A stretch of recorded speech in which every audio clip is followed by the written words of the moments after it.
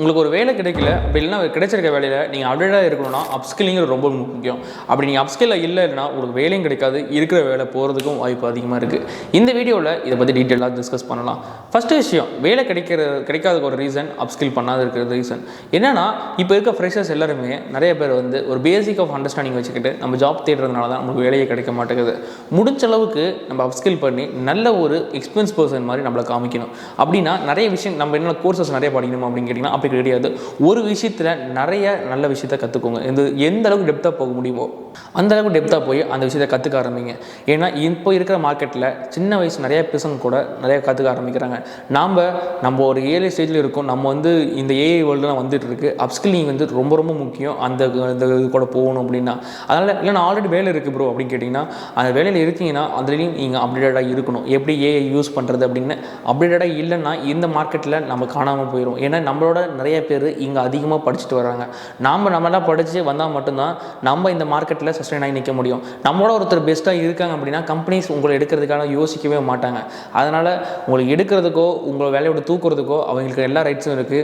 நீங்கள் ஏன்னா அவங்களுக்கு ஒர்க் பண்ணுறீங்க. அப்படி இருக்கும்போது நம்ம அந்த அப்டேட்டாக இருக்கணும். நம்ம ரீப்ளேஸ்ஃபுல்லாக இருக்கணும். அதனால் நம்ம அப்ஸ்கில்லாகவே வச்சுருக்கணும். நிறைய கம்பெனி வந்து நம்மளுக்கு அந்த கம்பெனி நம்ம மேலே ஒரு நம்ம அவங்க கம்பெனிக்கு நிறைய ப்ராஃபிட் பண்ணுற அளவுக்கு நாம் இருந்தால் மட்டும்தான் நம்ம என்றைக்குமே ரீப்ளேஸ்ஃபுல்லாக இருக்கும். ஸோ அதனால் நம்ம ரீப்ளேஸ் பண்ணாத மாதிரி இருக்கணும் அப்படின்னா நம்ம நிறைய விஷயம் கற்றுருந்துருக்கணும். நம்ம அப்ஸ்கில்டாக இருக்கணும். இன்றைக்கி மார்க்கெட்டில் என்ன இருக்கோ அதை டிமாண்டடாக இருக்கணும். அப்போ தான் வேலையும் கிடைக்கும், இருக்கிற வேலையை நம்ம காப்பாற்றிக்க முடியும். அதனால் முடிஞ்ச அளவுக்கு ஸ்கில்ஸில் நிறைய டைம் ஸ்பெண்ட் பண்ணுங்கள். ஒரு வேலை கிடைச்சதுன்னு சொல்லி அதிலே சட்டை நினைக்காதீங்க.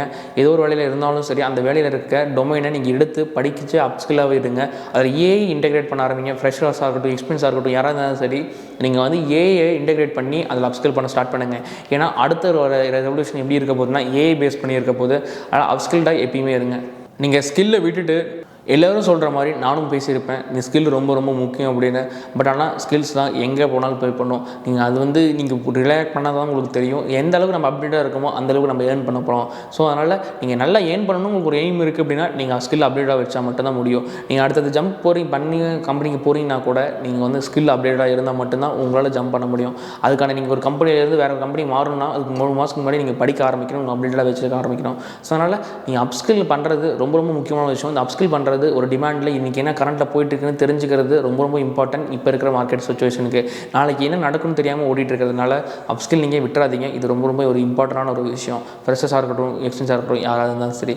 ஸோ இந்த ஒரு விஷயத்தை நீங்கள் கண்டிப்பாக மைண்டில் வச்சுக்கோங்க. நெக்ஸ்ட் ஒரு இன்ட்ரெஸ்டிங்கான ஒரு வீடியோவில் பார்க்குறேன். Until stay tune. Happy learning.